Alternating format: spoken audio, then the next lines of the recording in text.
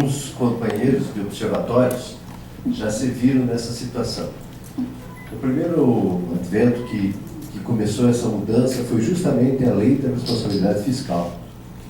E lá no artigo 4º, parágrafo 1º, está explícito que, quadrimestralmente, deverão ser realizadas audiências públicas para apresentar quantitativa e qualitativamente as metas estabelecidas.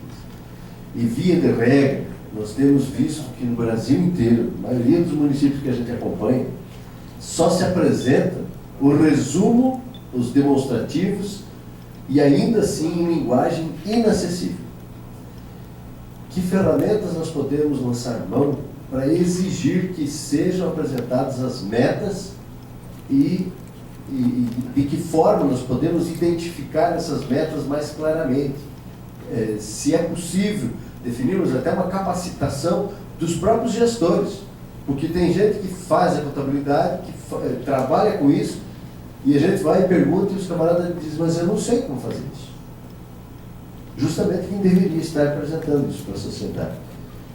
Como é que vocês veem isso e que orientação vocês nos dão? Assim, a impressão que eu tenho é que isso é um problema geral. Né? Não é só dos pequenos municípios ou do Estado. Quer dizer, existe uma dificuldade muito grande de, primeiro, você definir claramente isso daí, cai naquele problema de você, primeiro, ter um diagnóstico correto do problema e, a partir daquilo ali, você ter uma definição de qual a solução que você vai adotar e qual é o indicador que você vai querer melhorar, né? Basicamente isso daí, porque a partir disso que você vai estabelecer as suas metas, tanto quantitativas quanto financeiras, né? Então, o que é muito usual, inclusive na própria administração pública federal, é você só perceber lá uma meta financeira. Muitos programas não tem sequer meta quantitativa, ou seja, o que eu quero com aquele programa, o que eu vou atacar, alguns têm, alguma coisa tem, né? Então, você tem um problema, eu acho, de concepção e de formação, que tem um pouco a ver com formação e até a própria continuidade do pessoal, principalmente nos municípios pequenos, entendeu? De você até, vamos dizer, formar esse pessoal para ter, vamos dizer, esse nível de interpretação de como tratar essas informações, de uma forma mais gerencial mesmo, para que você possa disponibilizá-la para a sociedade, né? Justamente seja nos relatórios, né, de gestão fiscal, né, desde a época da lei de responsabilidade fiscal, ou qualquer outro formato disponível.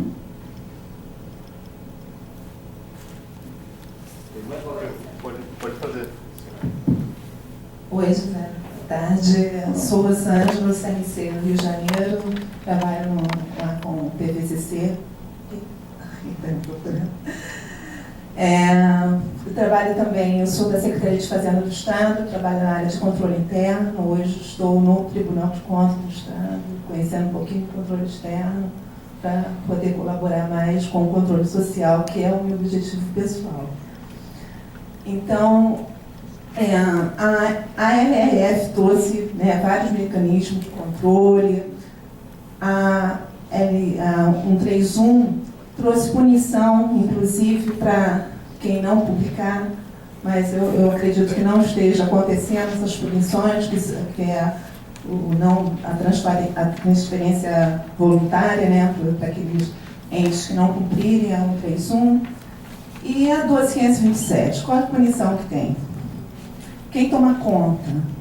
Porque a gente vê que os principais órgãos que deveriam estar dando exemplo não estão, né? Como tribunais de contas, que nós tivemos exemplo aí essa semana, vergonhoso, né? Ministério Público. Então, como agir, como a sociedade, como nós que estamos aqui, podemos fazer para que realmente, né, esses órgãos cumpram e dê um exemplo para a sociedade, porque a gente vê, como você disse, a gente parece que em pleno São Paulo, que quebrou tanta vitrine e queimou tanta coisa, né, com um número reduzido de pessoas interessadas nesse assunto. quando eu compartilho, que eu compartilho muito no Facebook, as informações do Observatório Social Brasileiro, ninguém curte. E quando eu encontro meus colegas pessoalmente, eles ficam falando assim: Rosângela, que tanto você compartilha ali daquele negócio, entendeu? Eu falei: vocês não têm curiosidade de entrar e conhecer? Então, como fazer esse movimento mais ativo, né? Que às vezes eu implorei para vir aqui, achei que fosse encontrar pelo menos um representante do PCC, porque pelas mudanças, o Marcelo está aí, né? Mudanças que estão sinalizando pelo CFC também. Faço parte do CFC, tá? As mudanças que estão sendo sinalizadas pelo CFC, a gente está junto mais com o Observatório Social, para poder criar os observatórios sociais nos municípios, e achei bem fantástico isso. Mas a gente tinha que estar aqui, né, junto, e eu realmente fiquei muito surpresa de chegar aqui pelo número. Então, acho que a gente tem que... né, essa pergunta vai para o Ney também, né, que o pessoal, como é que a gente faz? Tem um colega de Niterói, né, que a gente não consegue, né? A gente fica patinando muito, porque é isso, não tem, as pessoas não se interessam, querem militar na rua, mas não querem fazer esse movimento. E aí, como é que a gente faz? Pergunta difícil essa, não? Botar uma... Deixa eu até agradecer também a CGU, porque a CGU lá no Rio, Marcelo, Carla e Lidiênio, são super parceiros, sempre, tudo que eu convido, vão fazer, a gente está junto, mas está sendo muito difícil. Acho que a gente, né, a sociedade está mudando, não estou vendo muito isso. Bom, eu vou começar a tentar te responder. Primeiro, a questão da punição lá da 12.527, né?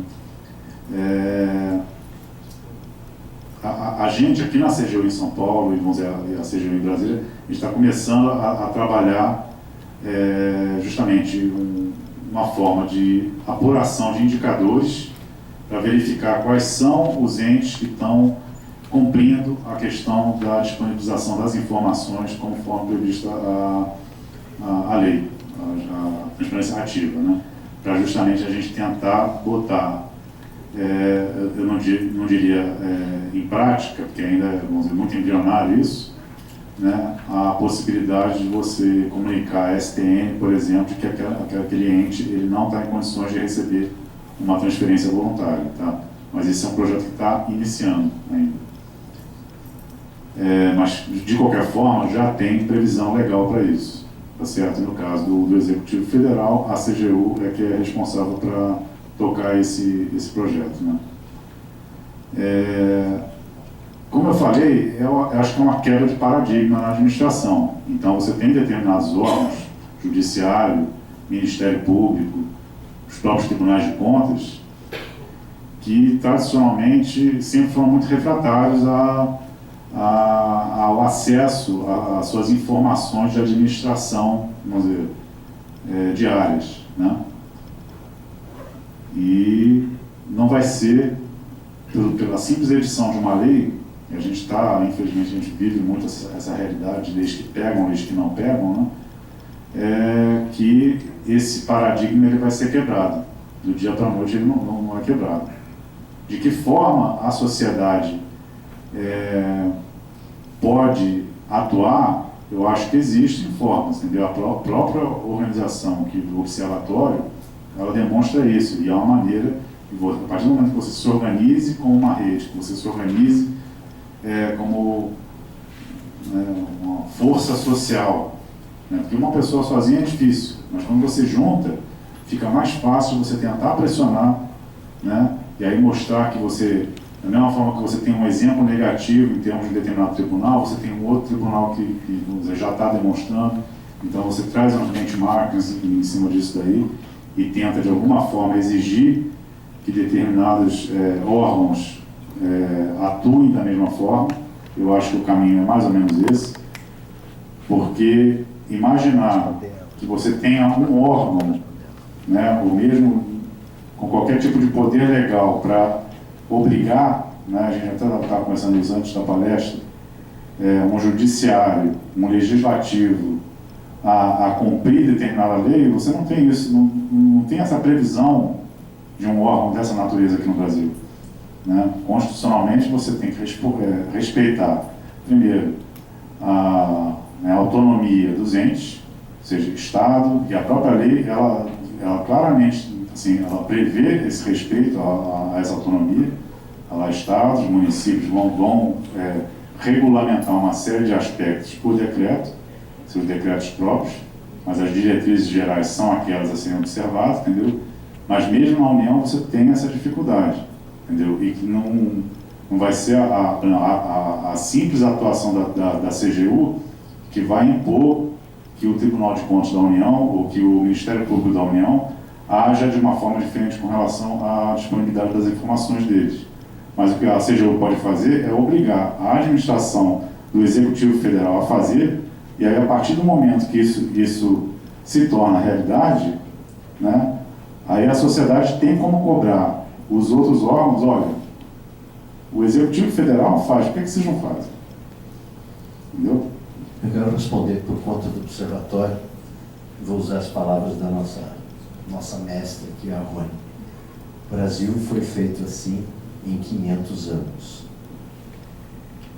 Não precisamos levar outros 500 anos para mudar essa realidade. Mas são pequenas atitudes que começam a fazer a coisa acontecer. E eu vou dizer algumas delas bem rapidinho para você. Para começar, independente se é o acesso à informação ou não, a recomendação que se dá é que nós façamos a coisa de uma maneira tão didática que não pareça um confronto, tá? Mas que, naqueles casos específicos, e aí cada um tem que analisar a situação, solicitemos aquilo que você falou, a abertura de um processo de administrativo, para apurar a responsabilidade do ente que deixou de cumprir a sua tarefa. Por quê? Se um prefeito, por exemplo, dispensa uma licitação para compra de remédio, alegando que não tinha remédio no posto de saúde, de quem era a responsabilidade de ter planejado aquela compra? Controle de fazer o controle de estoque. Alguém tem que fazer esse planejamento. Então, ele tem que ser responsabilizado, porque no mínimo nós estamos pagando para ele fazer isso. Mas você tocou no assunto assim, como fazer com que a sociedade se envolva, tome conhecimento. Tem ações muito simples, gente. Porque as leis, as ferramentas já existem. Algumas delas até são muito boas. O que nós precisamos é trazer isso para o dia a dia da sociedade.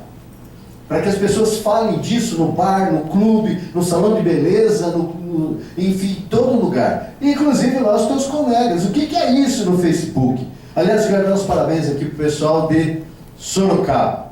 Vocês sabem o que é 100 mil curtidas do Menino e a Bola, do hino da cidadania, do Facebook, gente? É sinal que tem gente vendo.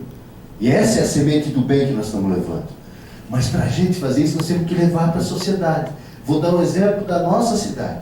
Hoje, nós lançamos no nosso Facebook, hoje tem sessão. A televisãozinha está lá. Hoje tem sessão, às 16 horas. Acesse sessão da Câmara, ao vivo. Quem está fazendo isso? Observatório Social. A sociedade não vê, mas quando viu, opa, tem lá. E nós estamos repercutindo isso. E tem muita gente fazendo a discussão dos temas que foram lançados lá. Hoje o vereador fulano bombou na Câmara. Opa, já estamos criando consciência crítica. Agora, vou trazer para as questões do controle social. Nós temos a ferramenta do pregão eletrônico. Pasmem, pregão eletrônico é uma das ferramentas que foi idealizada para ser a melhor ferramenta. Mas ela está vulnerável.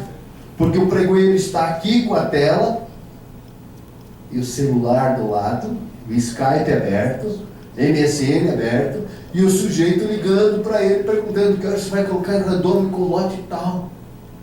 Já teve uma divulgação. Tá? Então, como é que nós resolvemos isso, gente? Como é que resolvemos isso? Vamos lá solicitar ao prefeito, convencer o prefeito que se ele quer ser um prefeito transparente, ele vai botar esse pregoeiro numa sala com TV, transmissão ao vivo pela internet para qualquer cidadão em qualquer lugar assistir. E se ele não fizer isso, nós vamos pegar nosso tablet lá, vamos entrar na internet e vamos lá filmar, vamos ficar acompanhando ali. É um jeito de escrachar.